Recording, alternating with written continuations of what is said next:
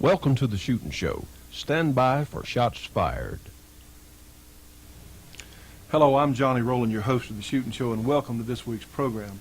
We certainly have an interesting show for you today. In fact, we're going to go back and pick up where we left off on the last program with Jerry Miculek, of course, the fastest revolver shooter in the world, and also Jim Clark Jr. They're doing their exhibition out there at the new Clark Grand Opening, and that was so much fun doing it. It's always such a pleasure to watch really superior shooters at work. We do want to tell you that our good friend Bill Jordan is out of the hospital, and we're so thankful for that. We wish him a speedy and complete recovery.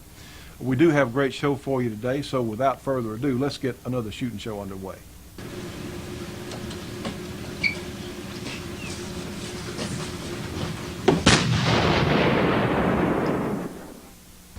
So it's not that difficult to fire a revolver accurately when you're shooting at one target. Give me another one. Another target? Yeah.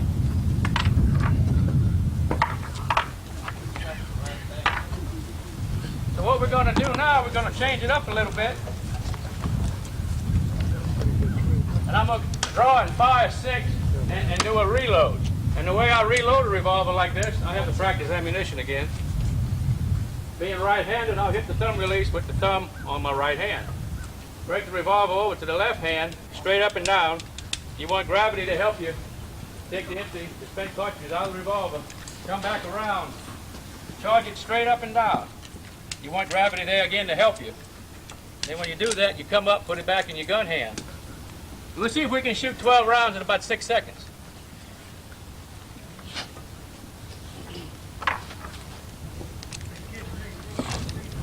We'll shoot that target on the left again.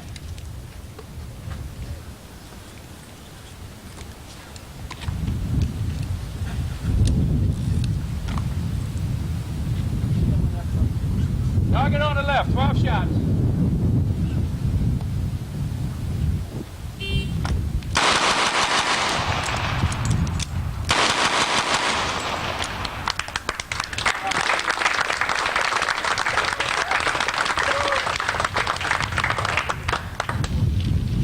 Total time on that was 4.8, 82 100ths of a second. We're going to go back and review the actual time between the 6th and the 7th shots there. And I'll give you an idea of the time it took. It was 2.12 seconds, which is really not that good. Let me see if I can do that again. Yeah. Let's try it again. Same target. Looks like I got a lot of holes in it anyway. All right.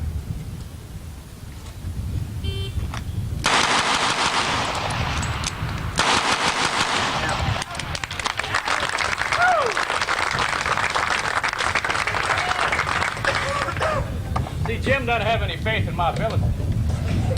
That was 1.73. It's a little bit quicker.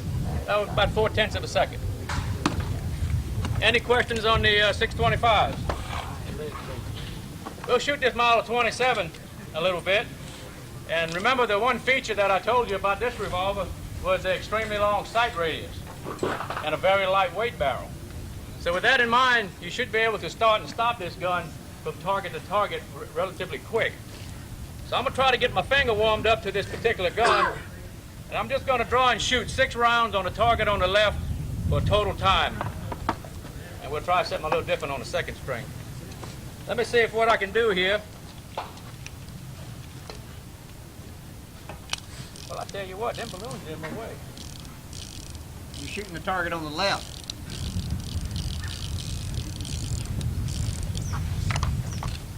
We draw and shoot 6. Target on the left again.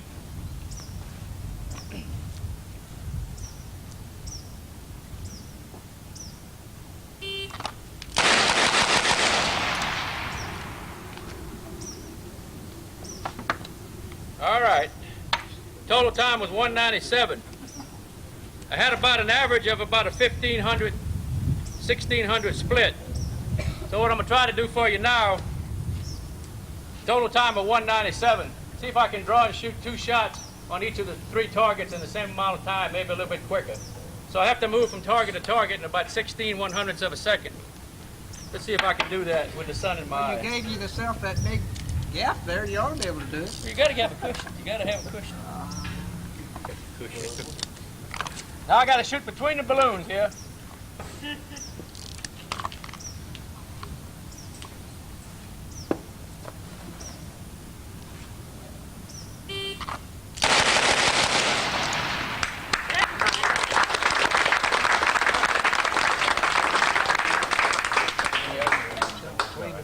So I finally did something right. That was 183 for total time.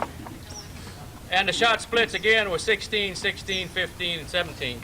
So the same amount of time it takes to fire on one target, you can go ahead and kind of spread them out a little bit and hit several targets. It's a Model 617. It's in 22 long rifle. And if you chose a gun to shoot and to practice to learn how to shoot a revolver, this would probably be the best choice available. It's very durable, it's accurate, it's rugged, it's cheap, and 22 ammunition is relatively inexpensive. And to show you how easy it is to shoot, I'm gonna see if I can break these 6 balloons, and I'm gonna shoot this thing upside down, double action. Just slow fire, playing around a little bit, because Jim won't do it. Because you don't know how to shoot upside down. Well, I was born standing up. Let's see what we can do here. We'll shoot these 6 balloons upside down, double action here. Let's see what that look like here.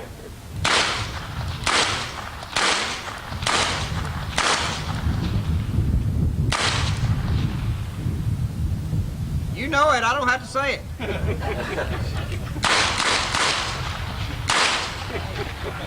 Think of that.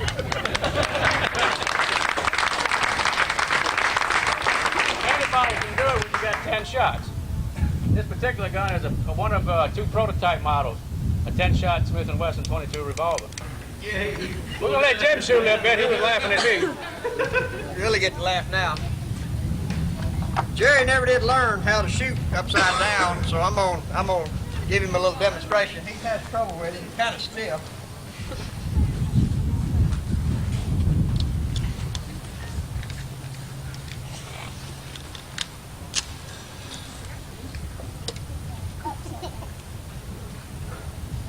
He's gonna shoot that plate rack in the back with the 8-inch pole.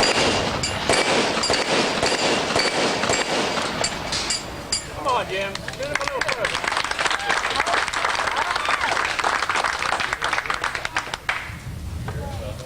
Make it a little bit harder here.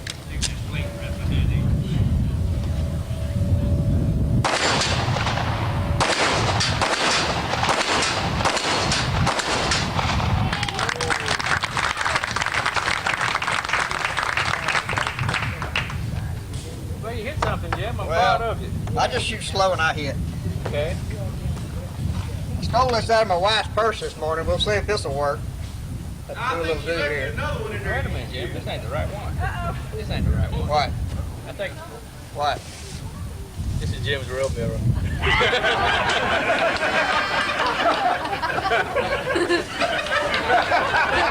Sure it doesn't. We done shamed him into it. That's a present from your wife. I realize that. Okay. That's a nice mirror, Jim.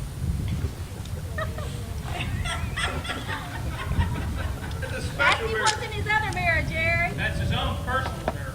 Can I shoot the mirror on the last shot? Gary.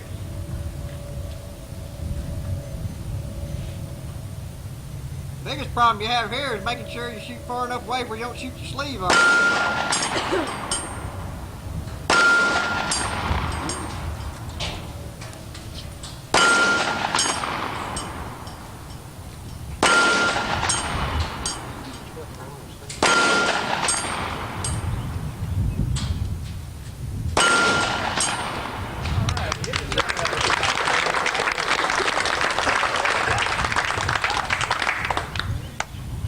That's a better group you shot standing up straight. You had a crutch on your gun. Got a crutch on my gun. You had a crutch. You want to shoot in front of you? All right, I had a crutch on my gun. Jerry. Let's do it without the crutch. What you want? 30? Well, let him shoot a man's gun. A real gun. Right. This is a little bit harder here. You got 3 things you got to look at. As long as you can think backwards, it's not too bad, which I've been accused of thinking backwards quite a lot. Nice mirror, Jim. Nice mirror.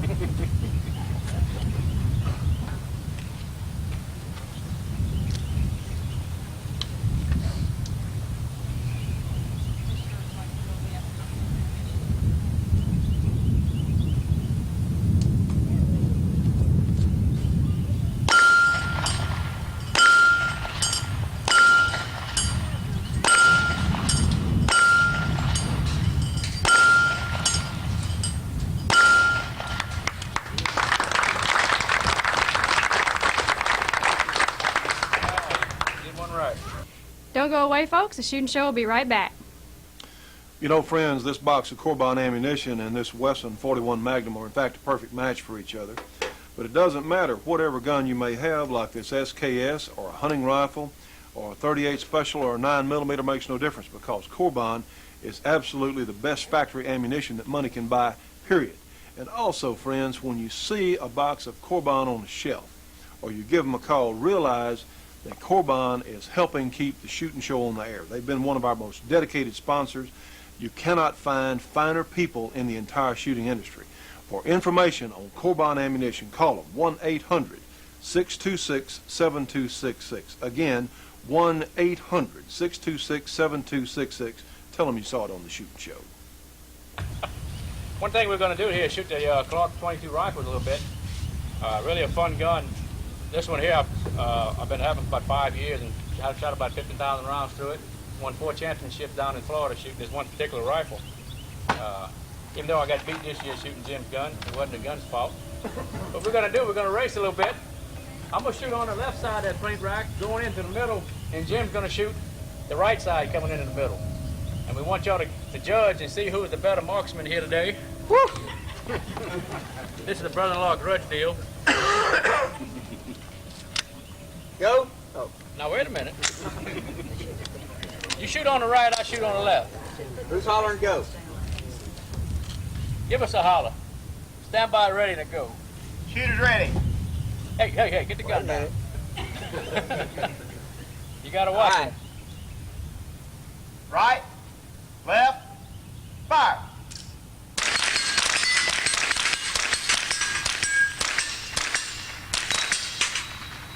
I didn't give you much. More bullet. I gave him a hard time.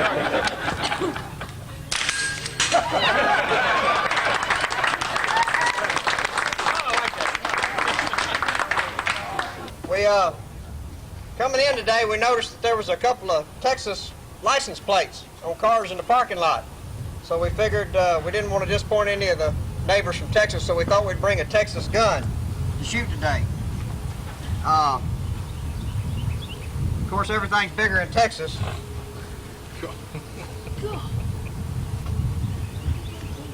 Nice T-shirt, yeah. We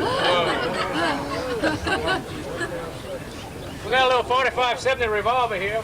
And Jim's going to demonstrate that revolver on that larger steel plate right there. Let's see what it'll do to it. He's got to hit it first. I think that's hold it.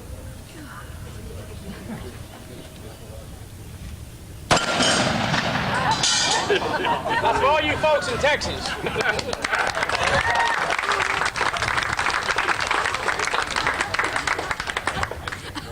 I want one. Shooting Show will be right back after this break for your local cable company or TV station.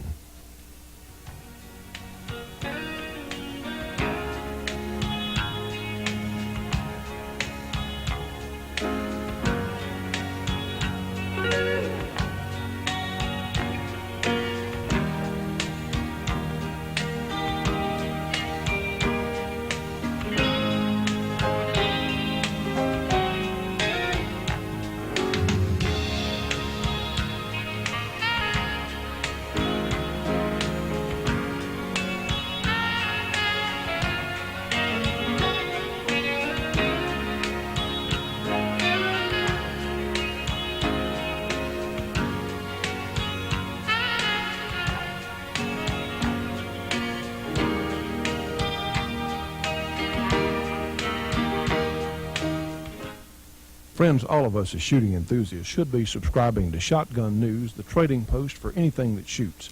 3 big issues monthly with literally thousands and thousands of firearms bargains. Shotgun News, Post Office Box 669, Hastings, Nebraska, the zip code 68902, their phone number, area 402-463-4589, MasterCard or Visa for subscriptions only. Now call them at 1-800-345-6923. I can also see some of you gentlemen here have the lady friends with you, and it's really hard to convince the ladies that you need another gun. Most of you gentlemen probably have 5 or 6, which is just minimum, just to barely survive. But to convince the wife that you need another one, you have to prove to her that it's great in the kitchen. And with a gun like this, you can easily convince her of that. And the way I like to demonstrate that for you, we've got something here that'll outslice and outdice any Vegematic. All right. We get the plate and pull it up. This is a model 629 Magna Classic DX. It's stainless steel. It's a 7.5-inch barrel. Has fully interchangeable front sights. Comes with the round butt or square butt stock. It's a bright finish stainless. They made 3,000 of these. Probably some of the finest revolvers ever come out of the factory lately with the Magna Classic series. Very accurate. And we're going to try a Federal 180 grain 44 Magnum load and see what I do to a head of cabbage. But first, I forgot something. I'm getting sloppy in my demo here. If you got guests coming over,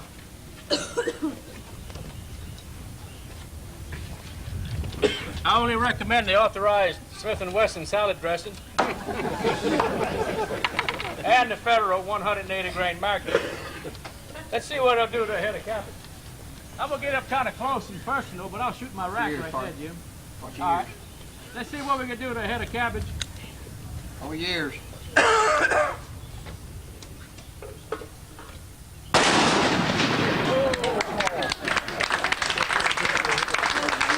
was pretty good. Not all cabbage are created equal. We'll do another one. What's the tight one? Yeah. We'll try to sting another one here. Rabbits will have a time Can you roll it a little bit to me? I need to look right down the center of that thing. You want me to just hold it? Would you?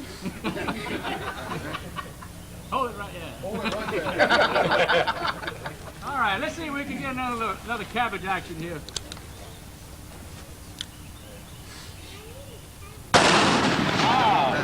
That's a little 629 DX. It's this 44 Magnum round is doing about 1,750 feet a second. It's extremely fast for a centerfire handgun round. And it really should do wonders to this can. Good. Stay right there, Jim. I need my razor. Now remember, this is a very fast bullet. Let's see what I do to that can. Better hurry, the wind blows. Shot right through it and didn't disturb it. I'm going to try one a little bit slower. It's about 1,700 feet a second. Let's see what I do with that can.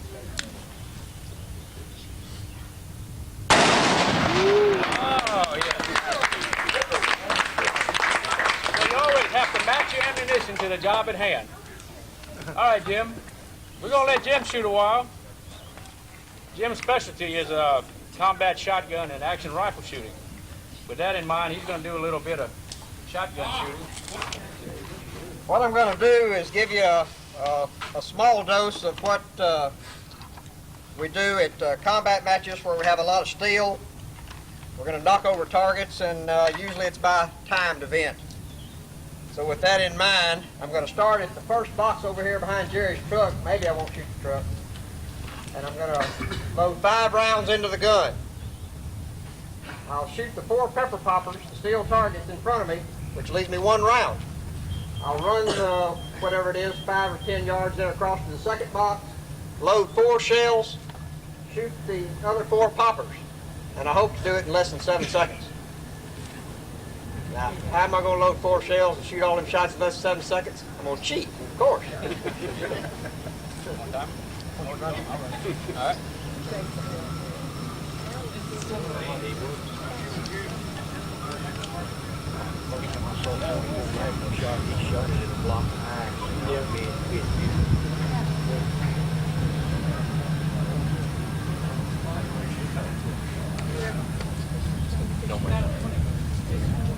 Does. All right. Shooter ready. Stand by.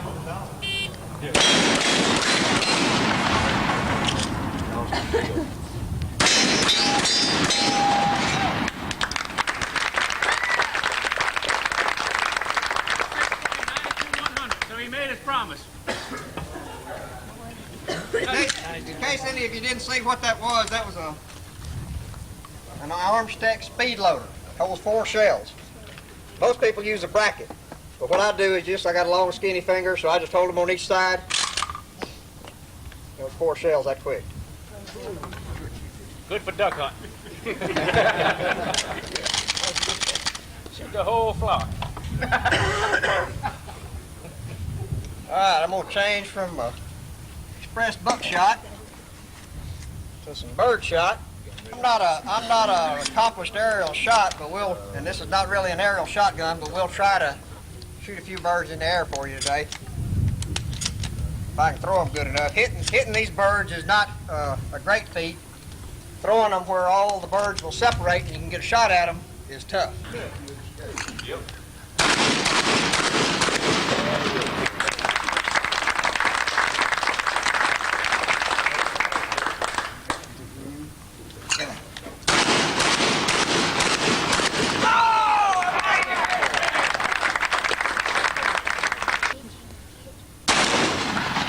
Got a little potato left if you hit them on the edge. On the edge.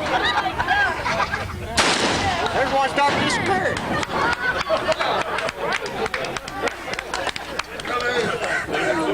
And you have to follow that potato the whole way. Throw it around a little bit where you don't get used to where it's going. So you just keep throwing the potatoes in different positions. This past year, in Alabama, some of you may know an outfit named Buckmasters. I was fortunate enough to have a pretty good run at their match this past year and win the rifle competition. This is the rifle I was using. What jug is that, Jim? Well, it shouldn't matter, but I'll start on the right-hand end. And this is what they do at Buckmasters is put you in a tree stand, and this is the position I shoot. So I've been wanting to test these loads. Oh, Jerry claims the blue will only shoot a blue buck.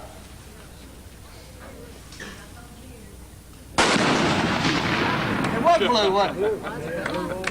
You know, he may know more about this reloading than I thought he did. Anyway, we thank y'all for coming out. You got anything else? It's Model 66. Model 66. What you gonna do with 66?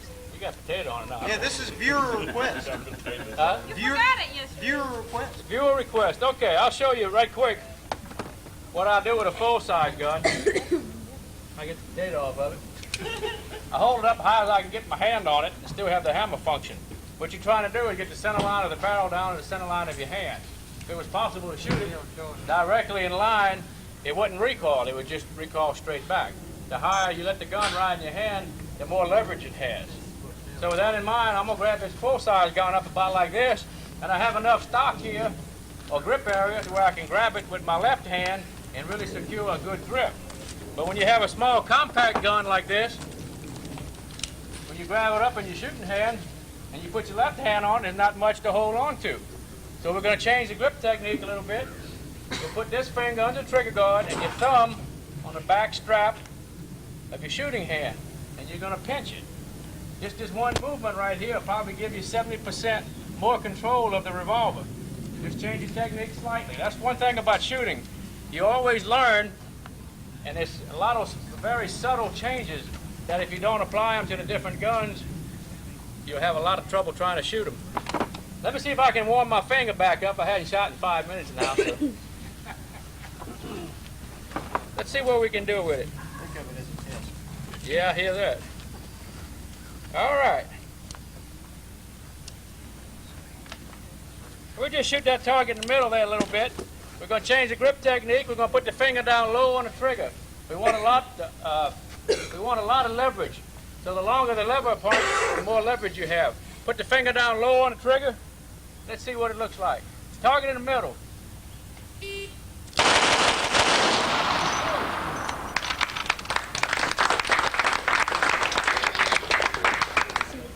We'll go back and review that. That was 17, 17, 15, 17.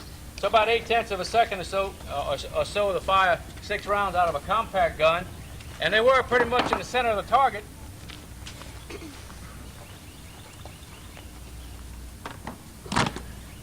So it's possible. This is a nice looking target there, Jim. Do it for a second. Yeah. Even use a small compact gun and shoot it as well as a full size, as long as you change your grip technique to suit the particular revolver or pistol that you're shooting at the time. I think that's all we have today. We appreciate you coming out and enjoying it. I hope you enjoyed it some. It was a great pleasure for me to do this for Jim Clark Sr.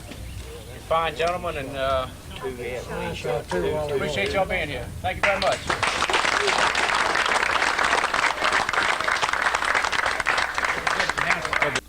Friends, we hope you've enjoyed this great shooting demonstration by Jerry Michalik and Jim Clark Jr. You know, they are brother-in-laws. Jerry is married to Jim's sister, Kay, of course, past world champion IPSC shooter, USPSA, just a terrific shooter herself. And I want to mention that Jerry and Kay have a new baby daughter. And if anyone, I tell you what, the ladies' shooting competition just went up a whole bunch of notches when this young lady grows up to the point she can handle a handgun. Well, watch out, because she has all the shooting talent in the world in her background. For information on Clark Custom Guns at their new location, give them a call, area 318-949-9884.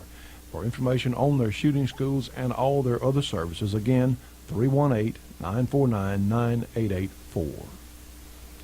More and more often, women are faced with protecting themselves and their homes. But another way of protection is through information. And we at the Shootin' Show believe that the New American Magazine has the best information that you can possibly get. You can get the New American by calling 1-800-727-TRUE. And those numbers, of course, are 1-800-727-8783. The New American, $22 for a 6-month subscription. It comes twice a month. Friends, you need this magazine if you want to know what's going on. And in times like this, we need both of these. We need our guns, and we darn sure need our information. Friends, you can communicate with the Shootin' Show on CompuServe now. Our number is 735-42-3024. Again, 735-42-3024. And to join our Shootin' Show Gun Club, call us at 1-800-895-7916. We take Visa, MasterCard, check, money order, whatever you got. Join today, friends. We need to reach as many people as we can. Don't go away. The Shootin' Show will be right back after these very important messages. The Shootin' Show will be right back after this break for your local cable company or TV station.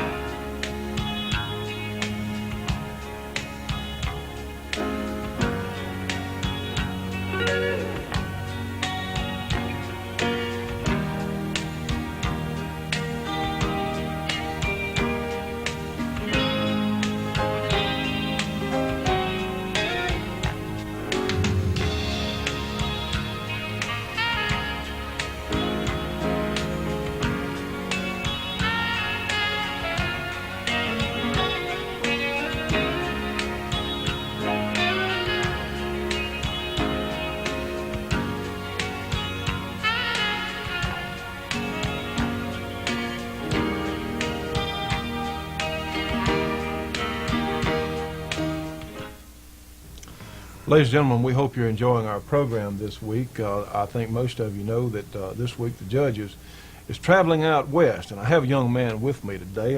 You may see some resemblance. This is the other Johnny Rowland, in fact. This is Johnny Rowland Jr., my oldest son. And there's one more of us who couldn't be here today. He's over in Texas, but my other son, but I'm very proud. Johnny here is a teacher, in fact, specializing in history. And we discuss a lot of things periodically on our program or about our program. Certainly he's a good sounding board, and he's someone that's very interested in what has gone on in this country in the past as well as what's going on today. So it's pretty amazing watching Jerry and Jim shoot those guns, wasn't it, son? Oh, it's unbelievable. Things these guys can do are unbelievable. Well, Jerry, we figured out that Jerry Michalik shoots a revolver just under 400 rounds a minute, which is in fact faster than a grease gun submachine gun. So certainly it's amazing skill. And of course, Jim Jr. has been a terrific competitor and free gun champion on several occasions. Well, we need to cover a lot of different things this week, and we do want to thank our viewers for Some of the firearms manufacturers have had some letters. Some of our gun club members, and you notice this Colt Sporter here that we use here on the program. And I do want to read a couple letters that we were sent by one of our viewers wrote a letter on buying a Colt. In fact, he said, wrote it to the president at Colt's Manufacturing. He said he just purchased a new Colt firearm, which he saw demonstrated on the shooting show. And he said, I would hope your company would support this show with some advertising. I know you probably have a big advertising agency that takes care of this, however your input would help them. Well, in fact, that letter did get some response, and the gentleman with Colt wrote back thanking him for his letter on our behalf, and we really do appreciate that. We did get a response. I tell you what, friends, these letters do make a difference. Phone calls and all are fine, but letters are still in first place ahead of about anything as far as getting someone's attention, whether it be a company or a congressman. We did have another very nice letter from a gentleman down in, let's see, I'm not sure where it was from, but he said that he enjoyed the shooting show. It was so important to him that he had to go to the hospital for some a little emergency there, which I think was pretty painful what he was saying, but he he wouldn't go to the hospital till the shooting show went off. And sir, I tell you, that is loyalty. That goes above and beyond the call of duty. And really, that was such a nice thing for you to write and tell us that. We really do appreciate your sentiments. So everyone, we want you to know we really appreciate your work on behalf of the shooting show. Well, son, a terrible thing happened in Oklahoma City this past week. And we want to discuss that just a little. You know, friends, the government, there's so much distrust, so much dislike for a lot of things the government is doing out there, but this thing that happened in Waco, we suppose it was against some sort of demonstration against the government, but you don't have an effective demonstration by going around killing people.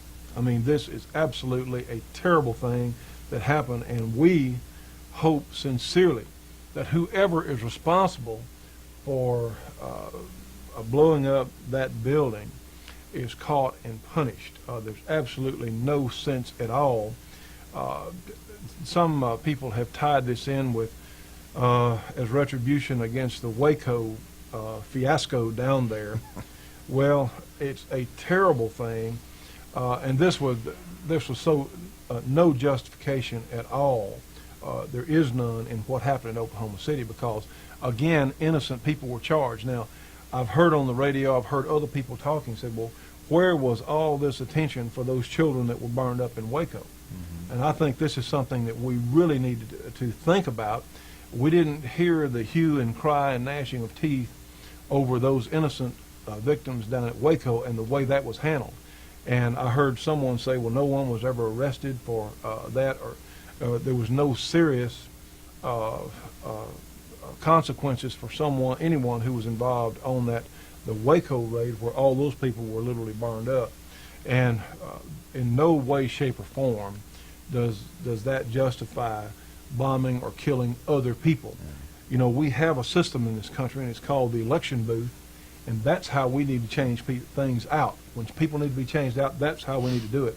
So we extend our most sincere and heartfelt condolences and sympathies to those victims and their families in Oklahoma City, Oklahoma, because so many things about that make no sense at all. One, it just does not compute on what has happened. We're hearing all sorts of things. One, on how this boy was caught. Right. He was speeding with no license plate on his car. And whoever did that, this really doesn't make sense, because whoever did this terrible deed, you know, it took some brain to put that together. I mean, they had to go and figure out how to make this explosive, and then I'm sure they had some sort of timer and all sorts of things. It doesn't make any sense at all. No. So I think a lot of questions are being asked, including some things that we saw on 60 Minutes on this CBS program last night, about there are suspicion in a lot of areas. So we're very, very concerned.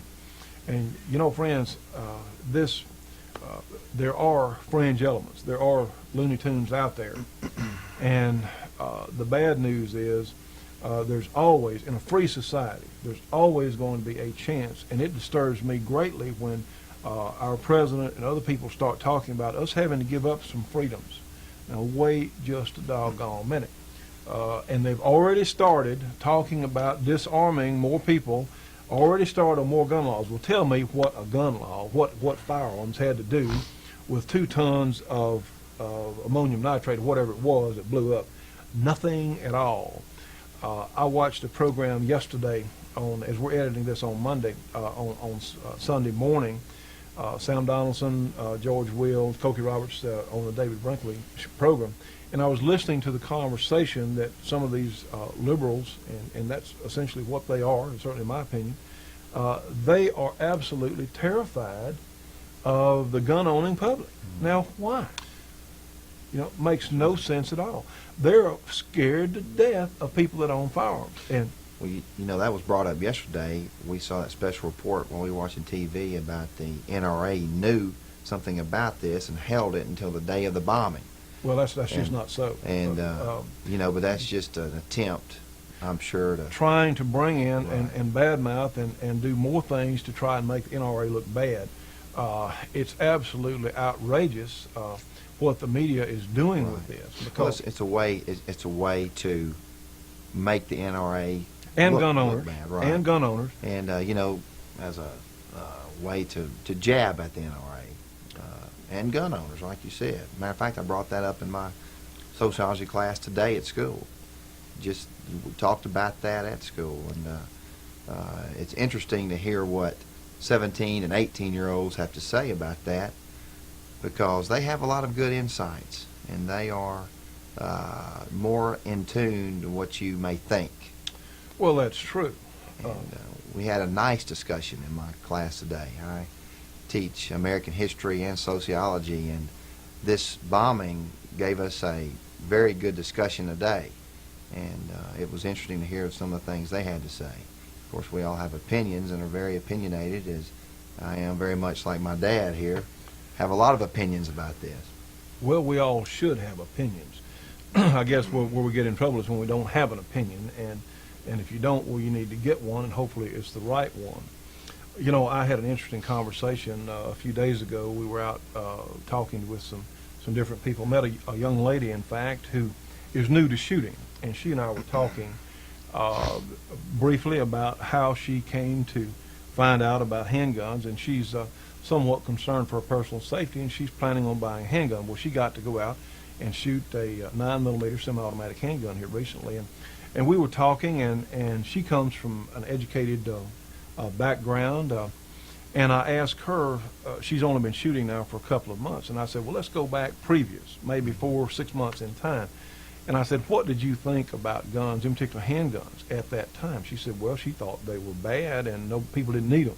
She was afraid of them. They were bad. And I said, well, what do you think now? She says, well, now she thinks they're very useful and important. I said, what changed your mind?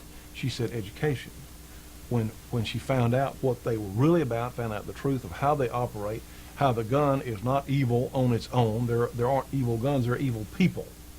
And she was talking about what a huge turnaround in her own mind and education. And, you know, that's what we're here for. That's why the shooting show's on the air, because we have tremendous numbers of viewers who will not read or buy gun magazines. They're just not going to do it, or they never have. But they see us here on the program talking about how these things really do work and what they're actually useful for and how they're supposed to be used properly and safely. And, you know, most people, when you present them with the facts, can understand what this is about. But the problem is, and I asked this young lady where she got her information, she said, well, from TV and movies primarily. Well, you're not getting the right information from movies and most television. They're shooting and using guns in a ludicrous manner so much of the time. That's why we're here. Well, I hope we have a chance to get to our Civil War piece today, this Battle of Pleasant Hill, that was so interesting. And, of course, son, you spent a lot of time studying the Civil War, I know. Yeah, I'm a history major, have almost 40 hours of history, and I like history, especially American history, and especially military history. If I guess I had to pick a favorite part of history, it would be military history. And the Civil War was probably my favorite, or it was my favorite in studying in college. And today it's a favorite of mine in teaching. And I enjoy teaching it, and we spend a good bit of time on the Civil War. Well, with that in mind, this Battle of Pleasant Hill, of course, was the largest military confrontation west of the Mississippi River. And what is interesting is there is so much interest in the Civil War and things that happened in the Civil War all over this country. A lot of questions are being examined. Now, you said something really interesting the other day. You said something that even if the South had won, what do you think would have happened? Well, I think eventually that we would have come back together. I think even if the South would have won, that eventually the North and the South would have rejoined and formed the United States again because of various reasons. The North needed the South, and the South needed the North. At that particular time, the North had most of the industry, mostly manufacturing. The South was mainly agricultural, and they kind of worked nice hand in hand. Against each other, it would be a lot of competition, but really really it wouldn't be any competition at all because the two regions were so different. But working together, they could be very productive and help one another. If not together, they couldn't help one another, and one would need the other. I guess I don't know if I make myself clear enough there, but Well, I think you see my point there. It would just work better and be more feasible to be together. Well, and I think, too, the more we examine, just like it's a wonderful experience to go to one of these reenactments of whichever one around the country. We found some of the nicest people, and, of course, everyone there taking part is a historian. And we found some of the nicest people. And really what you come away with is having a huge amount of respect for the men who fought on both sides. And, you know, friends, as we were talking about, none of those young men from the North wanted to be out on a battlefield, as in those boys from the South didn't either. And there was a terrible misunderstanding on both sides. It will do you good if you get a chance to go to a reenactment, to see how they actually lived and see how they felt. We don't have a grasp on that until you go out and really experience some of this up close and personal, and let that forever be a reminder that things can be worked out. You know, people can talk, and we really ought to make our best efforts. And we need to stay on top of what's happening in our government and how important this country is and what we have here in this country. The freedoms and things that so many of us take for granted. Well, there's such a misconception about the Civil War, especially today. Many people want to glorify it, make it seem so majestic. Romanticized. You know, exactly. You picture the green fields and the soldiers and the guns glistening in the sunlight, and I'm sure you've heard all this before. And there was some of that, but it was really nothing like that. The war was an awfully gruesome, terrible war. It was a lot of hand-to-hand, up-close fighting. Back in those days, this was before the days of the repeating rifle. You had the one-shot, basic muzzle-loader type rifle. So when you got your one shot, especially if you were at a close distance, you didn't have time to reload. It was bayonet time and hand-to-hand combat. It was an awfully terrible thing. Really, I remember the first Battle of Bull Run. Everyone wanted to turn out and see the North defeat the South. Well, that's not even the point. The point is that it was on a Sunday afternoon, and the ladies came out after church in carriages, and they were going to have picnics and watch the battle and have a good time. Well, they found out very quickly it was nothing like that. It was not going to be an easy Union victory, as everyone thought, and they wound up being defeated, although both sides were very unprepared, as you can imagine, and it was just a wake-up call for the North. And it would turn into a rout, and the Northern troops wound up running back towards Washington and the ladies and the carriages. It just turned into a fiasco. Really, Well, use that term. what they found, and I think this needs to be emphasized, warfare is never pretty. It is never something that is sport. It is never something, conflict between any group of people is never something that is to be glorified and thought to be fun to do. That was just absolutely not the case. That's right.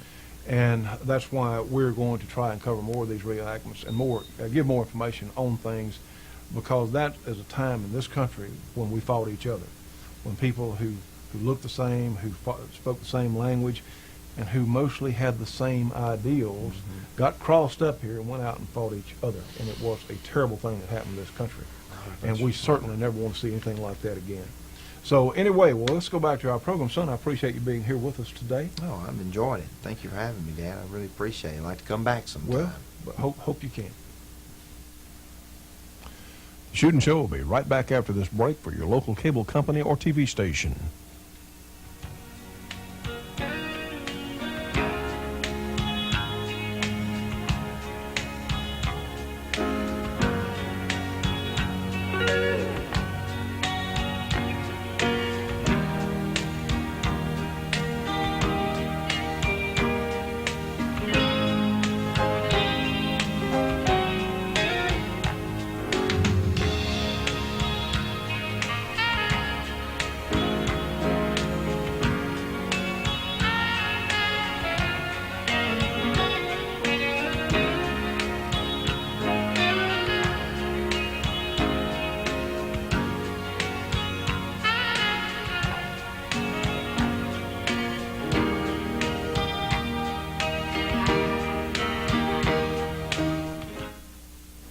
We as Americans have the right to choose or pursue the best of anything. But when it comes to ammunition, for a handgun or rifle or even some specialty calibers, Corbine is the best. Ladies and gentlemen, here I am with Dr. Cornbuff. Did I say that correct, sir? Correct. And Truman Durr, who's mayor of Pleasant Hill, and of course this gentleman in the Confederate uniform is the historian, I guess, that helped put this thing together. Now, gentlemen, I understand there were 40,000 total troops here. Is that right? Involved in the battle, there were over 100,000 Union personnel involved in the Red River campaign, essentially to attack Shreveport, capture it, and invade Texas. But actually engaged in the Battle of Pleasant Hill, 25,000 Union troops, 15,000 Confederate troops, they accept the number there. There are all sorts of variations given of it. The least I've heard is 12,500 Union troops, and they left the whole Army Corps out. Well, that's just simply not true. You had actually 25,000 Union troops. 25,000 Union troops, 15,000 Confederate. The casualties were slightly over 5,000. There are all sorts of variations of that too, but that's a correct number out of the official record of the people who were here, not historians who are going back and trying to put things together. Sure. Well, I don't mind telling you that hearing those cannons and watching these people and seeing those men fall, I mean, it runs chills up and down your spine. I mean, it does. It really does. It can't be helped. It's very dramatic, very heartwarming. Recognize that this is an actual site where the furthest point of the Confederate charge into Pleasant Hill, and there were 100 soldiers left laying on the field overnight as the Union Army pulled out during the night and left the dead and wounded where they lay. And they were actually where we're standing here now, some of the heaviest fighting. Well, we sincerely, I think that our viewers are really going to enjoy seeing what we've taped today. We appreciate you folks inviting us down here. Well, ladies and gentlemen, here we are with Tom Peterson, and we're at a howitzer emplacement. Is that correct, Tom? This is a mountain howitzer section. These three guns here would be a half battery or section of mountain howitzers. Now, you explained to me the carriage is different on this one, say, Yes, than the other two. yes, we have two pack carriages. In the background are two pack carriages. They were made to be disassembled and transported on 3 horses. This is the prairie carriage, and it was made for draught. It would be pulled by a 2-horse limber, and it would not be broken down. It would be pulled as it sits at this time. Now, was this weaponry common to both sides? Now, this is a Confederate emplacement right here. Correct, but this particular piece is a 1841 Mountain Howitzer tube, and it was common to both sides. Both the Federal side and the Confederate side had these particular weapons. A howitzer is made for lofting heavy shells at a fairly high trajectory into a position or troop position, versus a gun which shoots a much flatter trajectory than does a howitzer. There's basically three types. Your mortars, a high angle of trajectory, your howitzer, somewhat of a high trajectory, and your guns and rifles, which shoot a very flat trajectory. Well, what sort of charge would you shoot through something like The this? service charge for shooting during the time of the late War for Southern Independence was ½ pound of powder shooting a 12-pound projectile. So was that an explosive projectile or a solid Yes. shot? Howitzers do not shoot solid shot. They shoot spherical case, shells, and canister. But solid shot is generally reserved for your guns and your rifles. Well, I tell you what, we appreciate you taking time to visit with us, and this is something a lot of people haven't seen. Hope you enjoy the reenactment. Well, thank you. Well, friends, we have some Civil War era ladies here, certainly their outfits, and tell us how do you go about researching what you folks are going to wear for an event like this? Well, my husband and I have horses, and I have about a 110-year-old side saddle that I ride. Really? Get a lot of books, look through the books and see what the ladies wore. Mostly it's Ladies' Goatees books, that's what it was called, and you can get reprints of those articles. This is an 1861 riding habit. There would be no white showing on it anywhere. That was a no-no. Now, wait a minute. You mean this is a riding outfit? Yes, sir. You rode in something like this? That's correct. With No trousers kidding. Well, that's and amazing. petticoats and the whole ball of wax. Yeah. Well, it looks like Lucy here is dressed authentically from... She is. This is an authentic 1860s pattern for a little girl's dress. Has a detachable yoke. And she has her little bonnet, and her little petticoats. Well, now tell me something. Isn't it awfully warm out here in these outfits like what you're wearing? It is in black, but I think the hoops are much cooler. Hoops are cooler because it makes the dress stand out front and there's nothing. Really? Air can circulate underneath. That's right. The petticoats kind of cling. Well, how do you, when in these dresses like that, I mean, this is an ignorant question on my behalf, I suppose, but when you go in a building or you move around, don't they get in the way terribly? Well, you learn how to walk in them. You learn how to move the hoops up from side to side. They You learn kind how of to collapse. sit, I and mean, they collapse. this is kind of a constant thing. You're worried about where your hoops on you. Yes, you do. Well, That's right. well, people have been doing things for a long time that I certainly never understood, but hey, it's great. I think the outfits and all we're seeing is really great. I think our people are going to enjoy seeing this. Well, thank you. Well, thank you very much for talking with us. You're Thank you, very Lucy. welcome. Thank you.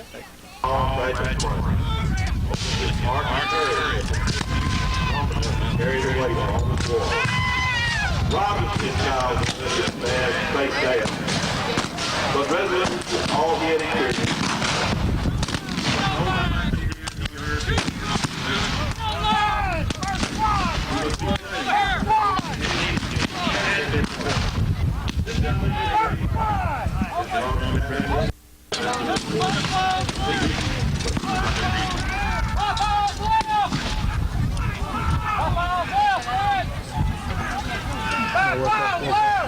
Family commencing to hope you enjoy. We will have another presentation tomorrow afternoon if you can possibly be back. Return. Enjoy, folks.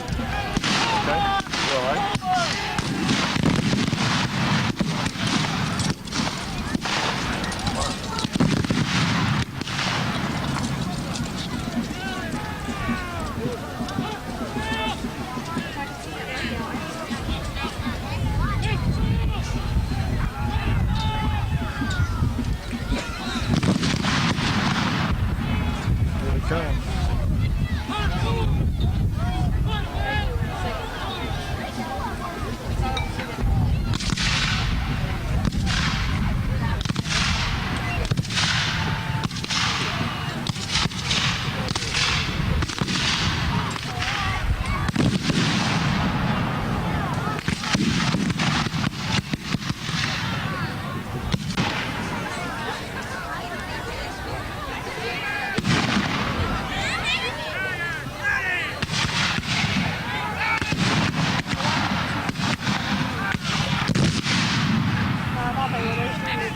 think they are?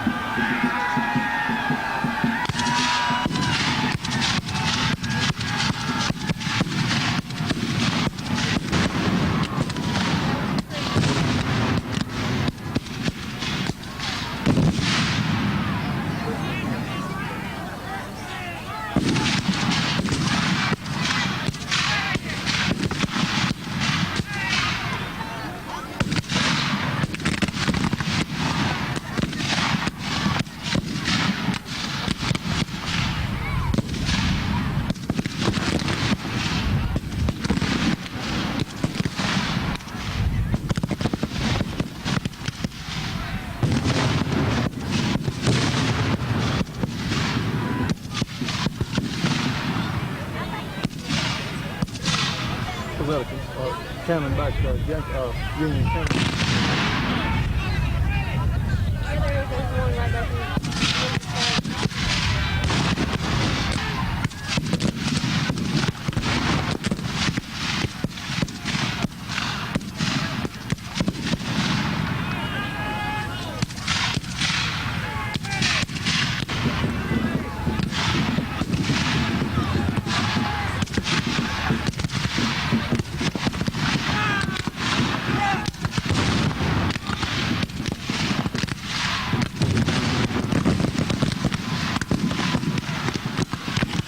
Now, friends, there's so much interest in these Civil War reenactments that we're going to continue our coverage of the Battle of Pleasant Hill on next week's program.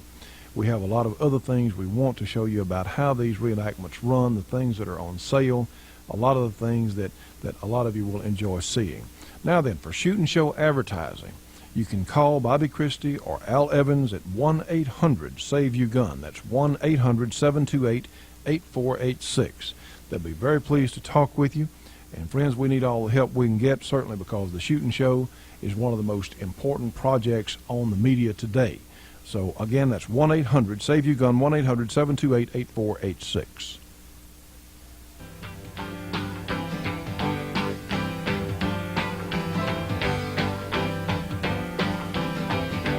Well, friends, it's happened again. We've run out of time for today's program. From Kurt, the judge, myself, we want to thank everyone for being with us for today's program, and we look forward to seeing you on the next Shoot and Show.